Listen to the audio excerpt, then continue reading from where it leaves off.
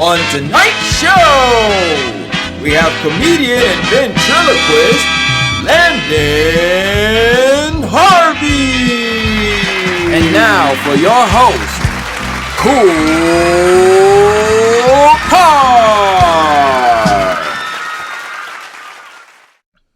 Welcome back to the Kicking It with KoolKard show, ladies and gentlemen. I am your host, KoolKard. Thank you for tuning in. Once again, I'm here every Tuesday night, 10 p.m. Eastern Standard Time. You never know who I might have, guys, all right? I'm bringing people on here that's going to provide you value, some things that you might want to learn about. So, tune in, subscribe, tell a friend, share it, all that good stuff. And also subscribe and helps me basically have a broader reach and get me closer to getting my own TV show. So that's what I'm shooting for. If you've been following me, that's my goal and my desire. So yeah, I appreciate anybody who's tuning in.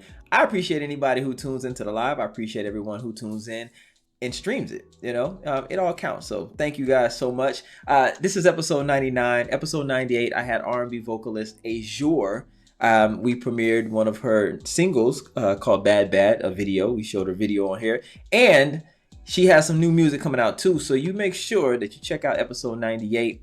Subscribe to her channel. Follow her on Instagram. It's Azure the Artist. That's Azure the Artist on Instagram. She has some great things coming, and she's doing some great things. So check her out, y'all. But tonight, listen, I'm venturing into something I have never ventured into before, but I've always had an interest in it. So I have a ventriloquist and a comedian on tonight by the name of Landon Harvey. You guys are going to get to know him. He's going to bring some puppets out. I got some stuff for you to see, about what he does. He just showing you, man, just diving into that whole world. Like, that's a whole different world that a lot of people don't know about. We see it, we might see it on a comedy show or, Comedy Central, but you don't never really know the behind the scenes and know the business of it and the aspects of making these puppets. And he does all of this stuff. So this is going to be a really cool show. Make sure you stick around. We're going to dive right in, y'all. Landon's coming right up.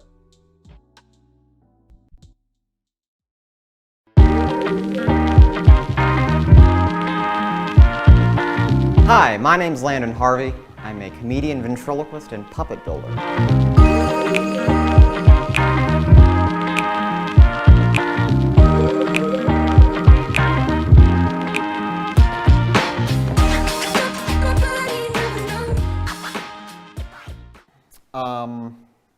I'm being held hostage against my will. No, that's not. How about that? Is that good? Okay. So, Jackie, what? We're going to talk about tips and ways that you can start ventriloquism. I like that. Yeah, I'm not a ventriloquist. Well, that's okay. So, you want to try ventriloquism? Sure, go ahead. A, B, C, D, E, F, G, H, I, J, K, L, M, N, O, P, Q, R, S, T, U, V, W, X, Y, and Z. I'm not really good. Yeah, you are. I think you had a hand in it. You're welcome. Okay. All right.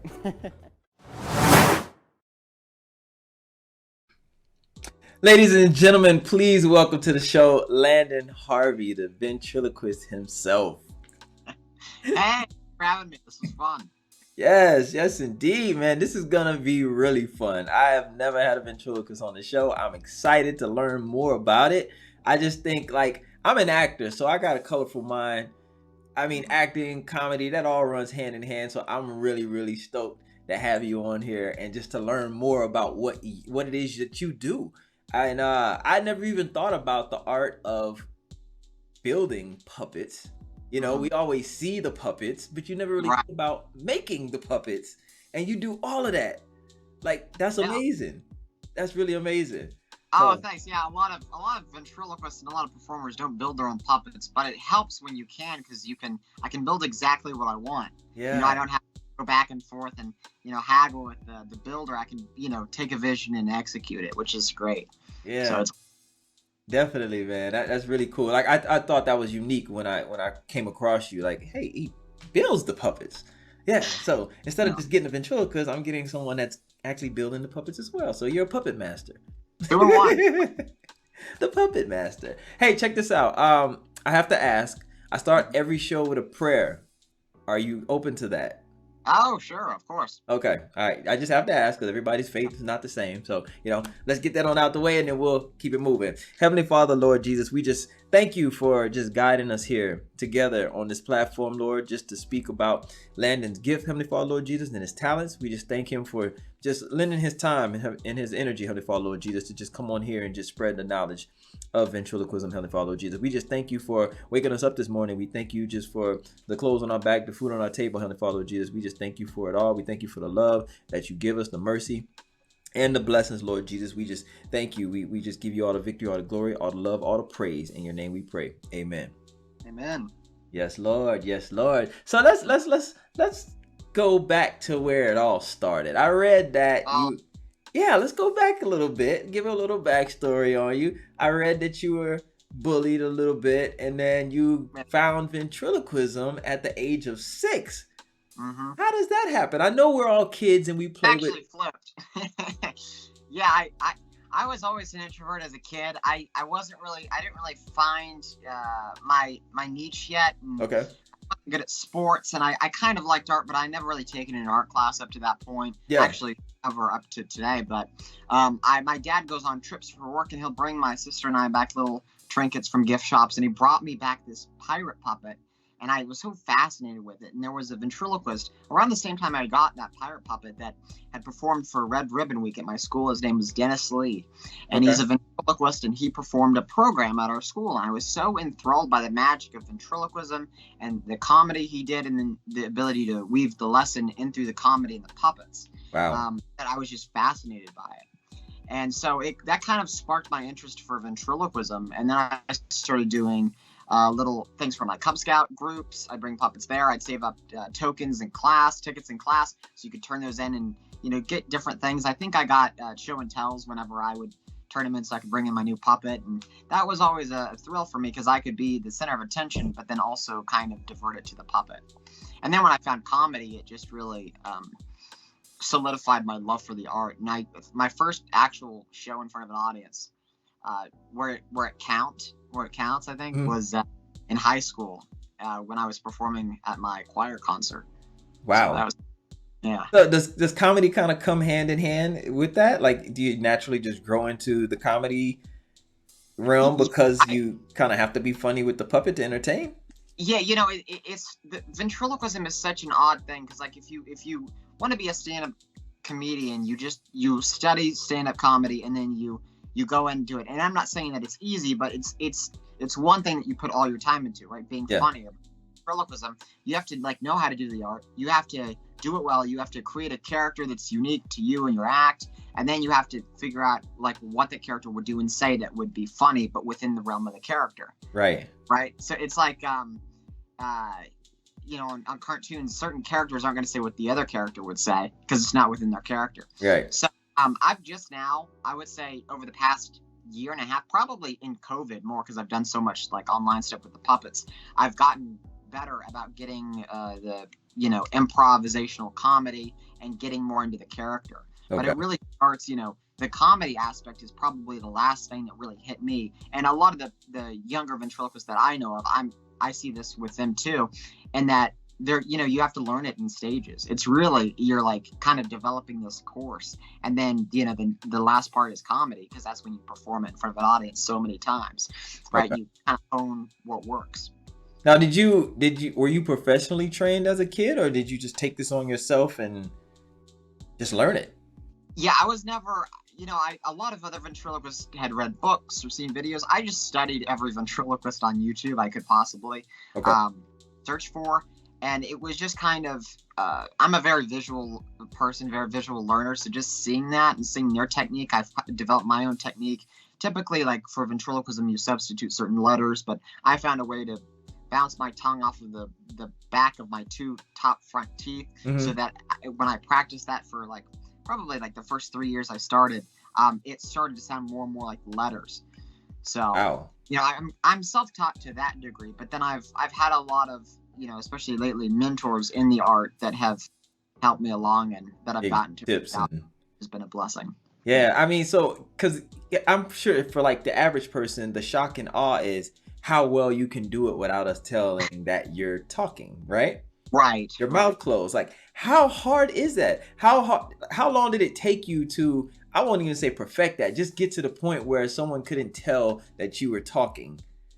It's hard because even sometimes you slip up and I'm doing all this online stuff on TikTok and someone will call me out and go, I saw his lip quiver or whatever, and you're like, and you got to go back, and it tightens you up. The criticism tightens you up. Right. But God, it's just so much practice. I think the hardest thing with ventriloquism is it takes a year. It took me a couple years to learn it, but then the hardest part was looking natural while doing ventriloquism. Yeah. A lot of people will smile and that looks creepy, and then you have people that will, like, when you're saying stuff as a ventriloquist, you say it with emotion because you're trying to convey that emotion into the puppet to give it a character. Right. But if the puppet's mad, you don't want to look mad while you're doing ventriloquism because then it confuses the situation. Yeah. So you look like nonchalant while the puppet's angry, and having angry lines while you're trying to just look like poker. Oh my God.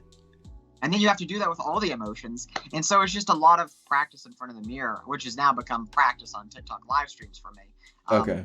I'm it forces me to practice, and then I'm right in front of everyone. So I have to, be quick on my feet and, character be on. Otherwise they'll call me out and they'll go, I don't think Bill would say that or this or that. And so they go that deep? I'm sorry? I said they go that deep as far as telling you, hey, I don't think he would say that. I mean, people will, they know the characters. My real fans have gotten to the point where they have characters that they come in to on my live streams just to watch, and they understand the character enough where they could speak for it, which is pretty cool. Oh man, that is totally cool. So I would say that, just hearing you speak, TikTok, social media, man, that's like a gym for you then. So that's kind of like a free, it's a gym. So you just work your muscle to an audience for free. People tuning in, you're gaining a following, and then when you do something, okay, I'm not gonna ask that. I know you do shows, but do you kind of book shows and go and just do stand up with your puppet? Yeah. I don't do comedy clubs right now. I do more private events all over the DFW area. So anything from a children's birthday party to a large scale retirement community to a corporate show. And that's why I've got so many different puppets, because they tend to those different audiences. Right. And I found the same applies to TikTok. I thought I just had a bunch of 20-year-olds my age following me, but I've got families and kids and people in their 50s, and it's crazy. Right. So yeah, it varies all over the place. Oh my God. Are you ever going to try to get into doing television with it? I'm working on it. It's hard to, you really got to have an angle with it. So I've come up with some stuff, and it might be something in the near future. Who knows? Do you, in that business, in that line of work, I'm assuming you would need an agent like anybody else, right? Like a comedian has an agent that will book and stuff like that. Or is that something of your interest? Or are you cool with doing the private events and just keeping it personal? I'd like to grow. I'm anything I can do to grow is what I'm all for. But I'm at a weird kind of transitional stage in my career where I'm not famous enough, or I'm not busy enough to have an agent or a manager. Okay. But then I'm also trying to figure out the next step. So it's kind of like a catch-22, because it's you can't get to the next step without an agent or a manager. But then I'm not a name enough. Right. So it's weird. But you know what though? Let me say this though, and I'm sorry to cut you off. Yeah. Keep working the TikTok angle though, because for sure. Keep working it, because the agent will come to you, the fans will come to you, and you'll create that lane will just create itself. Of course. You know what I mean? Of course, and I see a lot of comedy clubs posting, their headliners or whatever, and it used to say the Jay Leno show or the Tonight Show or this or that, and now the credit is as seen on YouTube or as seen on TikTok. So it's become a lot more of a normalized thing, which I think is fascinating, because a lot of these sketch comedians online have now become stand-ups, right? Which is because they're venturing into that, and then also they get the following to come to the shows because people see their sketch videos, right? Yeah, and let's not forget about the monetary gain from social media when you have these brands that want you to influence for them too. So so different angles, and look, check this out. What if you get a brand that approaches you and says, "Hey, I want you to do this skit or commercial type of thing for us with your puppet." Man, come on, and you get a big name brand behind you, and they repost it. And they posted on their page? Yeah. Out of here. It's in the works actually. I'm building them a puppet, and oh, okay. Oh, yeah, you gotta put yourself out there and just tell everyone what your goals are and what you can do. Because I never really thought of it. Like, my whole thing was like, okay, I have the original dummy, which is my puppet building business and website and all that. And right. I wanted to merge them because I felt like people would be confused. Okay, well, am I hiring them to build a puppet or to perform and this and that? But my TikToks have allowed me to convey the two different sides of me, you know, performer, builder, in a way that, you know, isn't confusing and is very upfront with people, and they enjoy it. So it's neat. Let's talk about how you got into the art of puppet building. What made you say, I want to build my own puppets? And then can you walk us through kind of like the process of building a puppet from start to finish? Yeah. Oh geez, I have a friend named Langston Hatch, and he is a great puppet builder, and we were both ventriloquists at the same time. This was back in probably 2016, 2017. Okay. And I just started seeing him build all these puppets, and they were great. And I said, Langston, how do you do this? And he would message me every now and then. And I think I kept bugging him enough where he's like, you know what? I think you'll enjoy this. I'll ship you some patterns and you can see for yourself. So he shipped me some puppet patterns, which basically, if you don't know what that is, it's like on a piece of plastic or paper, and it's a two-dimensional drawing, and it has darts in it. So it's like a head or a hand, and you cut it out and you trace it on a piece of foam, and then when you glue those darts together, you have half of a head, and then you do it on the other side, and you have a head. So you take these different pieces, and eventually you've got your base for the head, and you take a piece of foam, chunk of foam, and you carve it. And so from there, back in 2016, I started building my own puppet, and it was a very crude troll-looking puppet, and I did a video with it, and I posted it for sale, and it sold. And I was surprised, but the guy said, his name was Joe Gandelman, and he's like, I loved the video with it, and through your ventriloquism that you did to promote the puppet, I thought of an idea for it, so I wanted to buy it, and I've built many puppets for Joe since then. Wow. So the puppet building process starts with, for me, like when I'm working with myself or with like a client, it's consult, design, create. So we take the initial idea, like with my zombie Bill here. I'll get him out. Hey, yeah, let's see a puppet. There, Bill. Oh, I'm exhausted. There he goes. You've been dead for 120 years. Yeah, but that was like sleep. I need a nap. All right. Hi. Hi. That's Maggie. Great. Yeah. With Bill here, I thought of the idea, okay, I want a zombie, right? I want him to be kind of mopey, kind of whiny, and I want him to be kind of like a Disney cartoon where he's a zombie, so he's scary, but then he's also kind of goofy looking. Yeah. Oh, thanks. You're welcome. Yeah. Initial sketch, and it kind of looks like a mug shot, because you do the front sketch and then the side face, right? Because you want to get the depth, especially in him with the cheekbones. And then from there, I gather the fleece. I dyed all the green fabric for this. I gather foam and just all these different elements. And these are actually children's clothes that I use on the puppets. Okay. So getting all these little aspects to get the final character you see here probably takes a couple months. Oh wow. For me or a client. And when I build for my clients, everything is based off of the size of their hand and the length of their finger, so it really fits them like a glove. Right. Yeah, that's great. Yeah. Oh my god. So okay, for something like, what's his name, Bill? Uh-huh. Hi Bill. Hi. Right. How much would a puppet like Bill cost someone? Oh. Wow, you're already putting me up for sale? How much are you worth, Bill? Oh, geez. It depends on who you ask. Don't ask my ex-wife. I'm not gonna. Okay. They vary upwards of over a couple grand if you're having a medium one. I only do custom work. So a lot of soft puppet builders will take a base pattern and repeat it and then just add different cheeks onto that. But everything I do is one of a kind custom. So that's why all my puppets are different sizes, different shapes, different, comical eyes and everything. And they're all, it's just me making it. I don't have a team. It's, it's all made by hand. So it really carves out a lot of time. So I want to make sure that I can put as much care and detail into it. And you said one puppet may take you a couple months? Mm-hmm. Yeah, anywhere from, a month to a month and a half, just depending on, half of the time it takes is just gathering the materials, because I built a lot of weird stuff with people. Yeah, you're always trying to challenge yourself. Right. Yeah. So, what would you say would be the hardest puppet that you've constructed thus far? That's a great question. I built an alien for a ventriloquist in New York named John Peasy, and the alien had raising and lowering eyebrows, which operated inside the head with trigger for the finger. But then he also wanted the brain to light up different colors for different emotions. This is very low. I know. Yeah.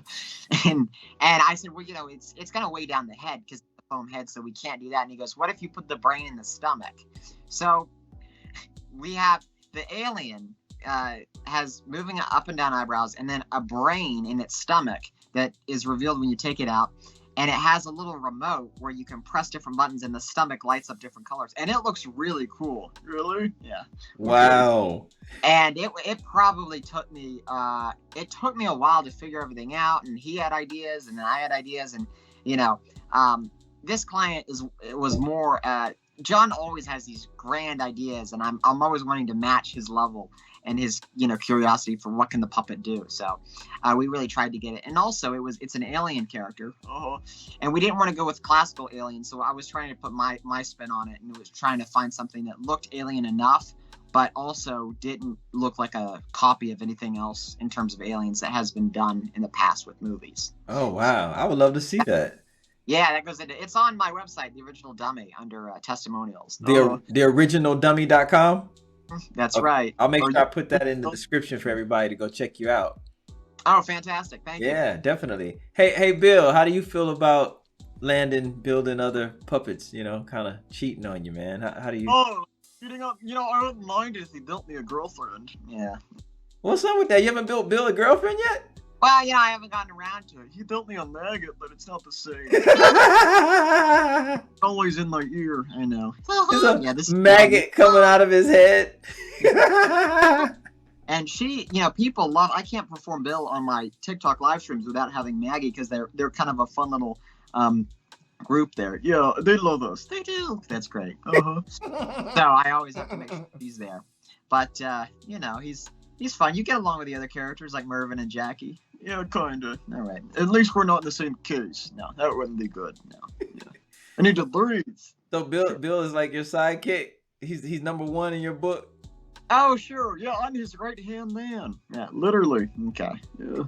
What about the bunny? Where's the bunny at? Yeah, where's the bunny? Is he at the kennel?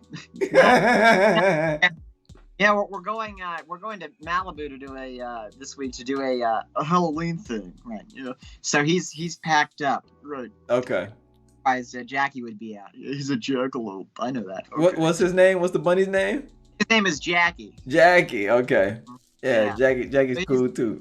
Packed up, but we have fun, and it's so hard for me, difficult for me, because oftentimes, like when I'm shooting a TikTok, I'll get in the mindset of a character for a while, and that is all you'll see on my TikTok videos. It's like one puppets, and so I actually have to set out the other puppets to go, okay, I already did a video with Bill, okay, now I'll put him down, and I'll get Jackie, or I'll get the old man Mervin, and I'll switch it up, because I have to, because people that are new to my page aren't going to scroll that far to see the other puppets, so I try to have the variety.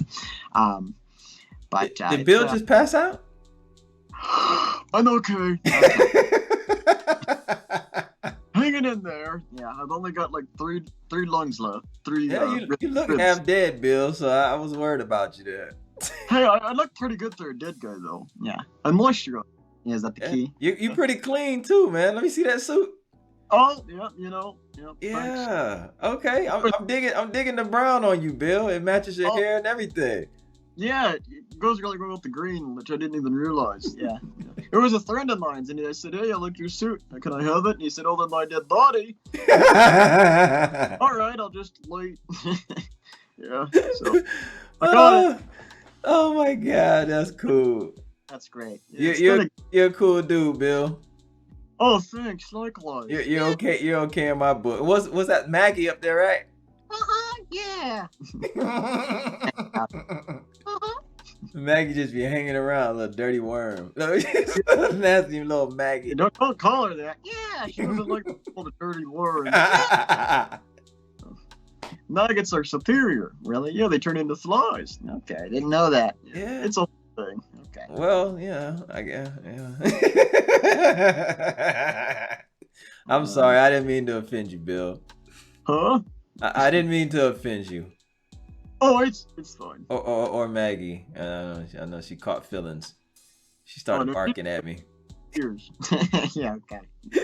So tell me this. How hard is it for you to switch back and forth with those voices like simultaneously like that? With you speaking in the segment, like, God, it's crazy. It's easy for me to do. That's great.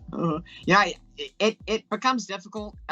It was difficult at first, and then also as you age, you're able, your puberty. right, Yeah. and everything happens, and so you're able to find new voices and differentiate your voices. Like some of my earlier stuff, you're like, the puppet's so like nasally and high pitched, and I'm like doing drunk jokes, and I look young for my age. I'll be 21 next month. Really? Yeah. Wow. Okay. And, I was 17 doing not questionable material, but like, 12-step joke. Right. Right. And ventriloquist convention, but I looked like I was like actually 12 years old. Oh, that's hilarious. So, What was the question? the question, Get off on a tangent. I'm sorry. Yeah. The question, Uh-huh. sorry, I have to manage the voices in my head. He's Yeah, insane. I see. The question was, How hard is it to manage those three voices? I, Group therapy has helped a lot. Yeah. right. Oh, okay. Yeah, it's fine. The puppets are the puppets, and when I pick them up, I can speak for one, and I don't really have a problem. Sometimes on TikTok, people are like, "Dude, bring out Bill and Jackie at once," and then I have to. The Jackalope is a lot more energetic, and Bill's kind of slower. Excuse me. Yeah, he's half dead. And he's half dead. Thank you. Yeah. Everyone says half dead. No one accounts for the fact that I'm half living. All right. I've got a life. All right. It's an afterlife that accounts. All right. Yeah. So it's going back and forth through through the energies is the difficult thing for me, especially if I'm tired. It's hard to do like an energetic character, just like kind of in acting. Right. I read something that said that Heath Ledger had to take a lot of time off when he was filming as the Joker because performing the character drained him, and I'm like, that's crazy. And then I've done some of these TikTok stuff, and I'm like just doing 30 minutes with Bill, and I'm exhausted. Yeah. Really? Yeah, it's a mental exercise, definitely. Yeah. Wow. So, I didn't ask you this. How long have you been building puppets? How long? Oh, I've been building puppets since 2017. 2017? Okay. Mhm. Yeah. Okay, cool. And how does that business model look for you? I know we talked about how you build them, but how does the business model look for you as far as you marketing it and then people finding out about you? And is it a consistent thing for you? Mhm. Do people always just contact you like, hey, I need a new puppet, I need a new puppet, I need a new puppet? It's not, and it's a little weird because the business model, Which is a great question. has changed a lot. It started off, there's a ventriloquist convention. Yeah, it just gets weirder the more you find out about it. Yeah. Crazy. And what is it? Yeah, go ahead. I want to hear this. And we have dealers rooms, and so I used to be a dealer. You're a dealer? Yeah, for puppets. Oh, and I started bringing my custom puppets there, and I sold a few, and then I got a lot better at building, and I find clients from the Facebook ventriloquist groups and different things, and I started raising my prices, and now I've kind of gotten to the point where I only want to do custom work because I get more of a thrill out of it as an artist than I do just kind of repeating the steps. Yeah. And so that's kind of what I do now, and I've merged it with my performing. So I'm marketing more toward I'm a performer who can also build you a puppet, like for commercial or whatever. Yeah. I'm marketing more to these big companies as me as a as like a whole, like we're gonna hire this guy, he's gonna perform it, he could even write the material for us, and he's gonna build this puppet. And it's like everything we need in one person. Right. Versus, me kind of pitching myself to the people that don't want to pay, what I'm charging for a puppet. Right. The people, I've realized in this business is that the people that see the value in it, will, and those who won't, don't waste your time kind of explaining it to them. Right. Yeah. So that's kind of what I've done, and it's been freeing for me, and I've also been able to take up a lot of fun projects that I've really enjoyed. I've built puppets for people all over the world, and I've built, you know, some stuff for Terry Fader, who headlines at New York Hotel and Casino in Las Vegas. Okay. Yeah. I saw him. Heard about him. Yeah. Okay. Yeah, that's cool, man. When does that convention come around every year? It's in July. In July? Yeah. Okay. Where is it at? Yeah, where is it? It's in Kentucky. Really? Okay. Yeah, that's super cool, man. I got a video. Of you kind of showing off of a puppet that you made. So I want to play that for everybody so they can kind of get a deeper look into what that looks like. Sure. All right, let's get it.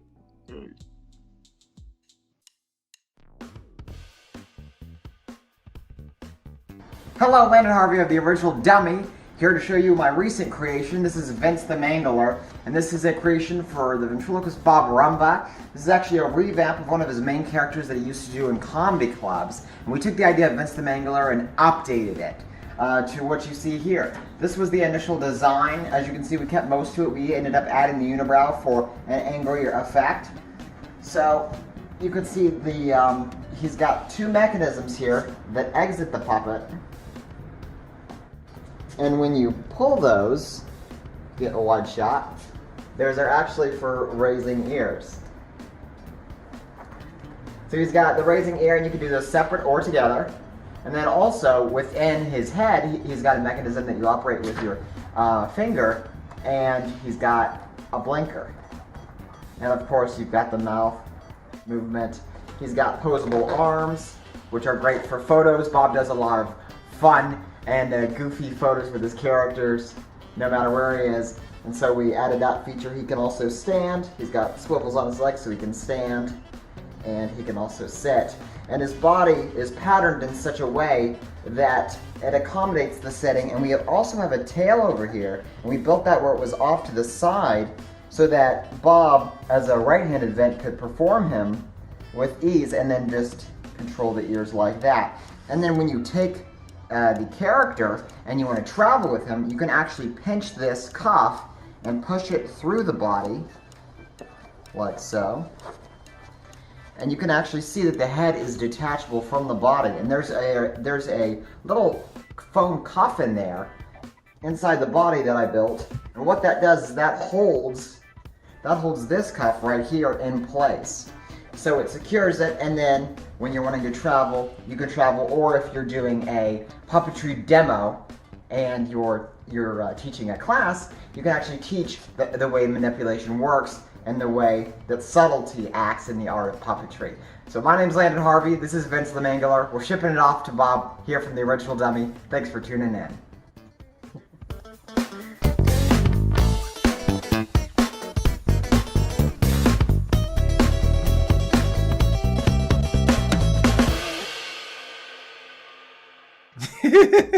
That's more information than anyone will ever need to know about that puppet. It took me forever, so I'm like, I'm gonna make a video about this.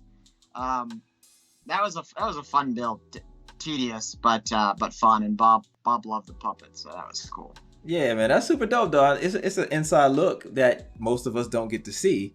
So, you know, when I was watching, I was like, man, that's cool. I never really knew how puppets work. You know, you turn it to the side and you show the little two things that you can pull, and it's like, man, that's a lot of mechanics going on at one time. Oh my God.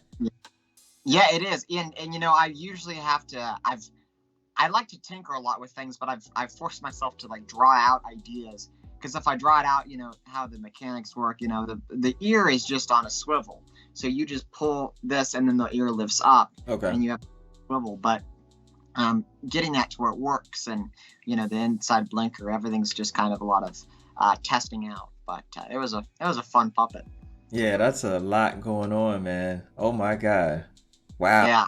How many puppets? Go ahead. I'm sorry. I get and everything. So he's you know, he was crazy. But Maggot I added later, so that even made it more complex in terms of the puppeteering aspect. Wow. How many what's like the hardest maneuver? Am I even saying that right? What's the hardest part about working with the puppet when you're, you know, doing your act? I think it's more of a general thing. Like for me, I build all of my puppets, so they're kind of built to where they're comfortable for me to perform. I think it's more difficult for people to use like a hard figure, which is like the traditional ventriloquism. Oh, yeah.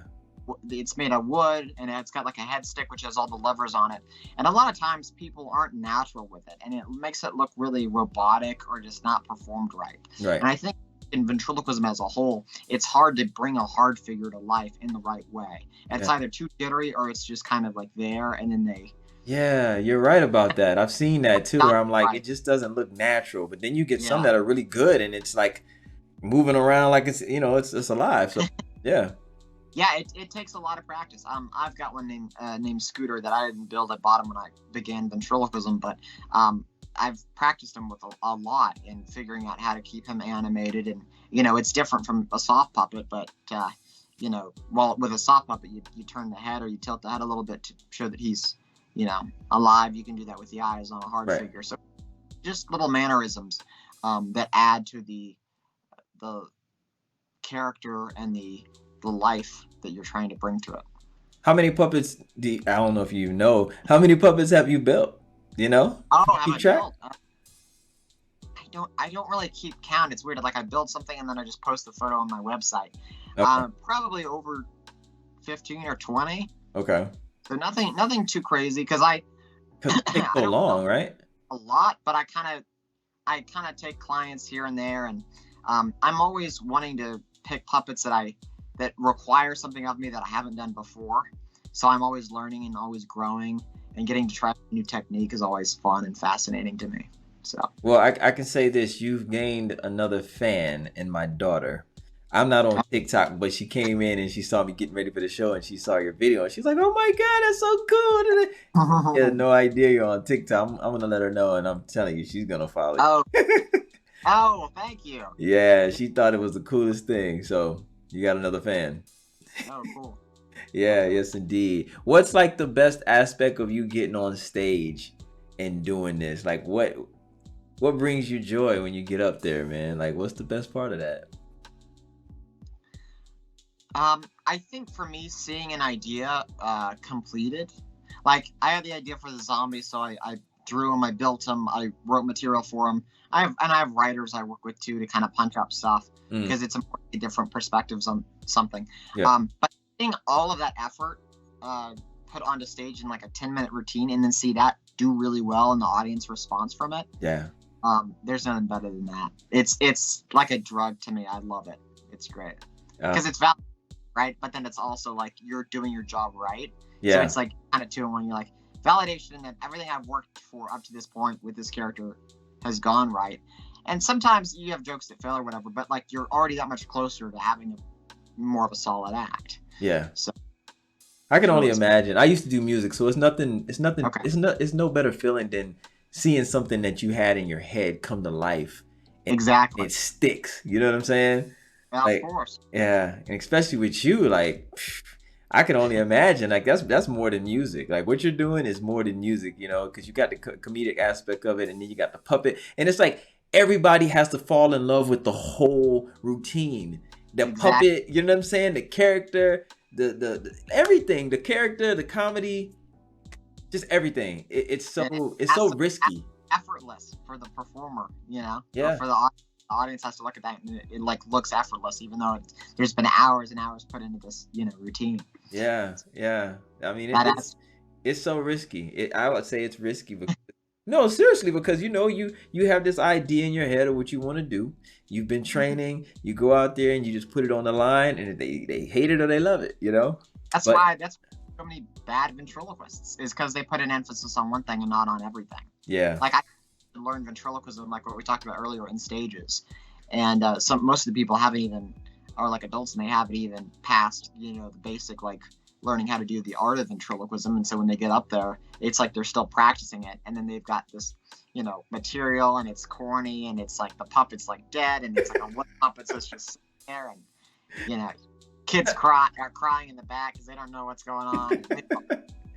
And you see ventriloquist convention, and then you see like the stars of ventriloquism that make it look effortless, like Terry Fader, who's just fantastic and so calm and collected, and has done hundreds of thousands of shows, but can just go up there and bring out any character and make it look effortless. And I think that's the key, is being funny and making it look effortless. And then also like relying on the character.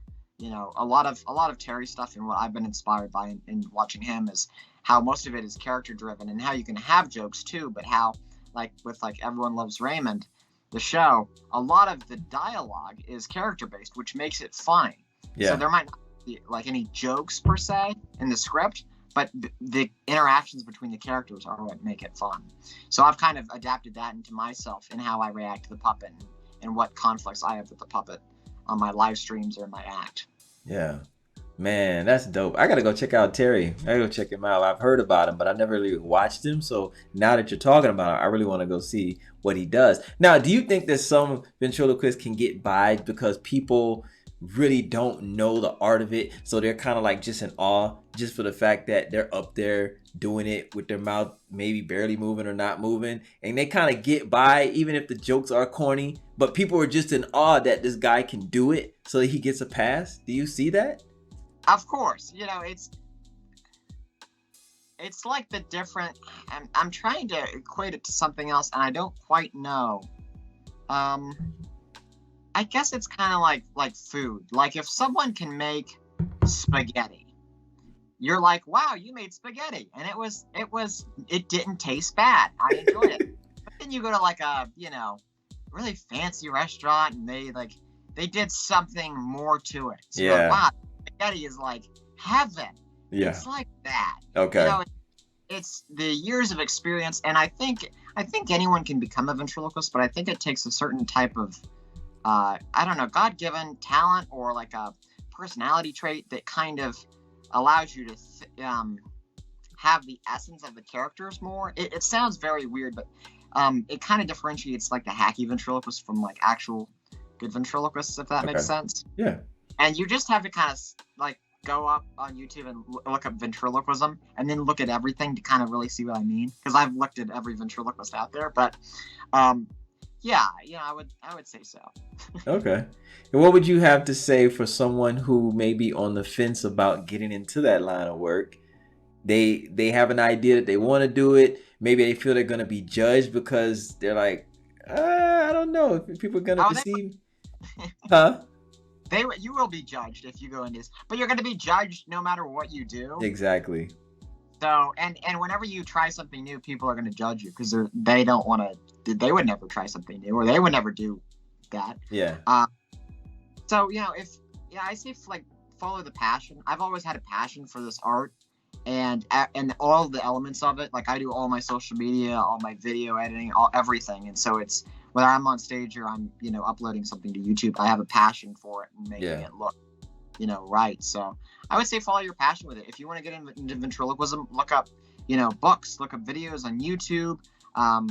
Look at the great ventriloquists like Dunham and Fader and David Strassman and Darcy Lynn, who's recent, and she's doing some great stuff. And just study it, study what they're doing, study the timing of everything, and study the characters that they have and what makes the characters relatable. That's also something that's important. So just kind of, I would say, take it all in and kind of map out what you want to do with it. Because like I have these grand aspirations to be this household ventriloquist name one day, but then like you might just want to do it on the side and perform every once in a while for your family, and that's fine too. So it's enough room in this art for everyone to enjoy it as much as they want to. Is there like a right or wrong technique that's out there? Like they say like this is how you're supposed to fix your mouth and do it? Like is it a right or wrong way, or do people have their different techniques on how they I think it's more in groups. That's a great question. A lot of the pageant ventriloquists will smile while they're doing ventriloquism, and I think it's because it's easier to smile because you've got more space in between, more of your mouth where air can pass through. Yeah. So it's easier to pronounce things, and it's harder to close your lips more like this and do ventriloquism. It takes more practice, but you can focus on it and you can really get it. And also, I think with pageant ventriloquists, they're always on. They're always trying to show, look how pretty I am. So they always feel they need to smile. I think that plays into it too. And so that's a thing that you call them pageant ventriloquists? They're ventriloquists, like female ventriloquists that do pageants, and that's like their talent in the. Wow. Yeah. Okay. like the auctioneer song, and they've got two puppets going back and forth, and they're smiling, and it's all cute. But it's like always the same thing, which is really funny. Like you look up, like they always do the auctioneer song. She's always dressed up as like a cowgirl, and it's like I've seen like 10 of them all do the same act. It's really funny. Like they've all been passed down, but like they're all the same age, so that it's kind of funny. But then you have like the classical ventriloquists who learn the letter substitutions, and for some people that works. I never really got it. Like the doy dot basket doll, replacing B with D, but thinking B so that it over time it sounds like the boy thought a basketball. It never sounded like that to me, so I just found like one way around it. Yeah. Okay, so it's easier to enunciate the D than the B when you have your mouth closed like that. Is that what that is? Yeah, exactly. But you think B, but you say D, so you say the doy dot basket doll. But you think B, and over time, I think what that was meant to do was to trick your mind, your tongue and your mouth position into figuring out a way to say the boy bought a basketball. Because I don't think that's really long term how you're supposed to do ventriloquism. I think that's more of like a beginner thing, and then your mouth finds a way to say it. But that might just be because that's what happened with me. Right. But learning ventriloquism varies from person to person. But there is a way it should look. It should look natural. It shouldn't look forced. And if your lips are moving, you're doing it wrong. Yeah. So that there. But otherwise, you've got some motion. I smile sometimes. I make different faces at the puppets or whatever. Yeah. But you can't. But you're not just sitting there like this. You can't be dead. You can't be like this the entire time. Right. But then you can't be like looking like you're dead either. So you have to kind of be animated, but just not too much. It's a fine line. So before we get out of here, I want to do a self-evaluation. Oh, what's one thing that you feel that you could do better or you could do more of that could catapult your career in a direction, not even a direction, just further along where you're trying to go? I'm working on putting a full hour show together, and that's this is a very tricky question. My difficulty is I've got the characters for it, but I don't have a consistent place to perform it. Okay. Over and over to hone it.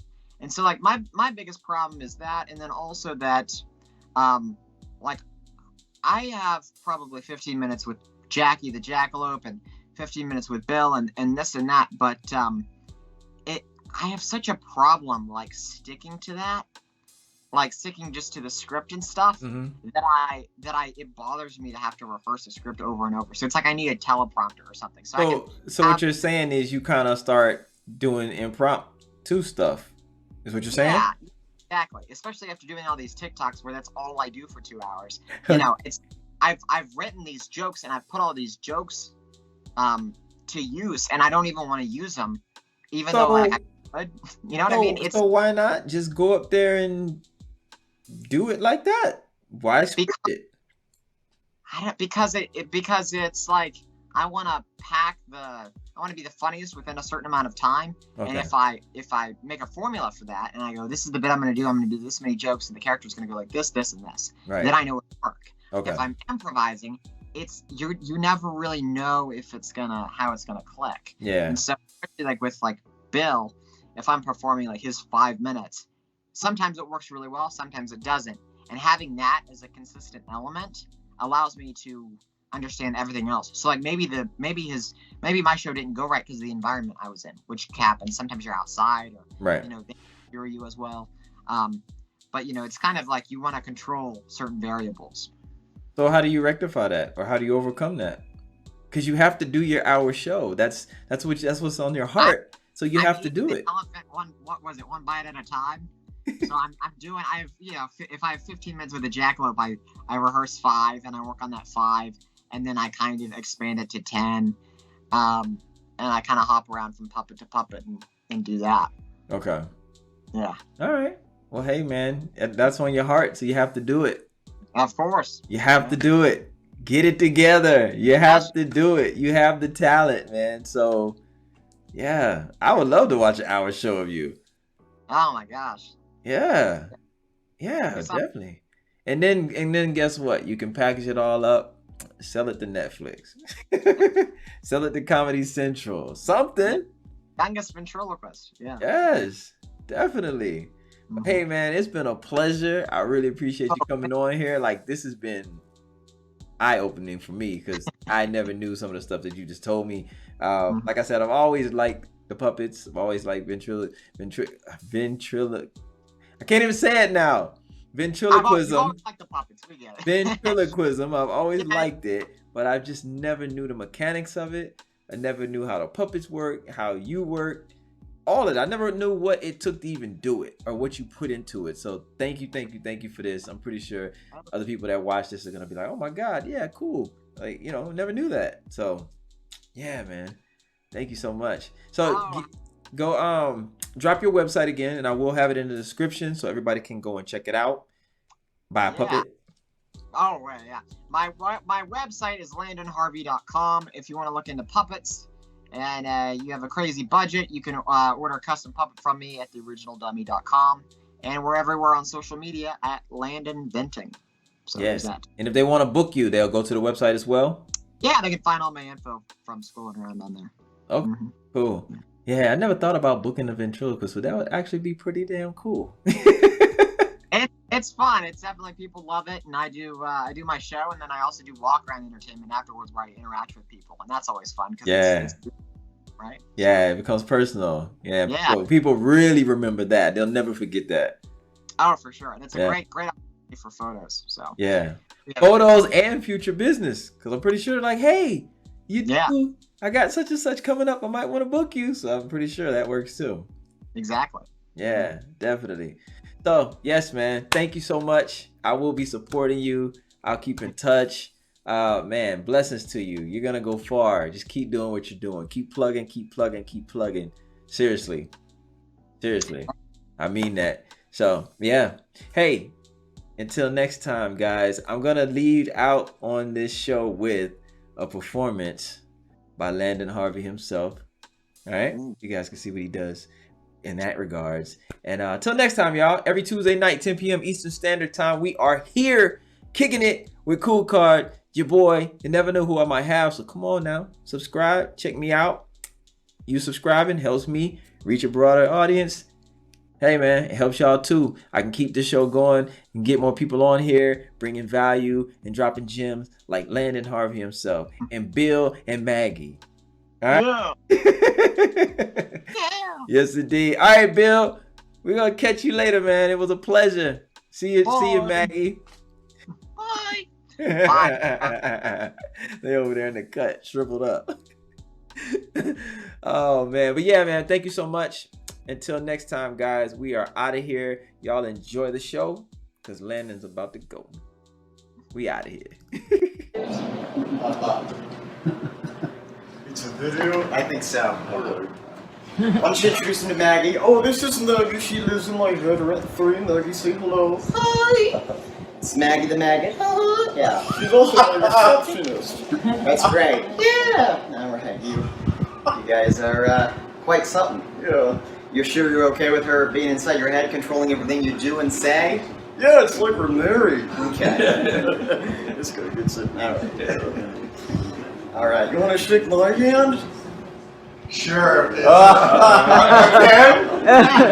Only once. Actually, I don't trust this guy. Let's trust this guy.